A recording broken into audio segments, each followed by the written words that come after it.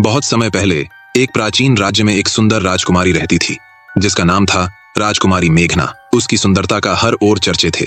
जैसे चांदनी में फूल खिलते हैं, वैसे ही उसकी मुस्कान में जादू था। लेकिन इस जादू के पीछे एक रहस्य था, जिसे कोई नहीं जानता था।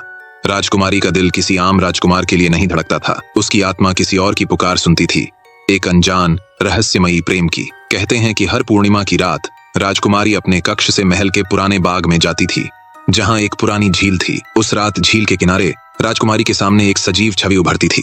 ये छवि एक वीर योद्धा की थी, जिसका नाम समय की धारा में खो चुका था। पर राजकुमारी मेघना के लिए वह केवल एक सपना नहीं था, वह हर रात उसकी प्रतीक्षा करती थी।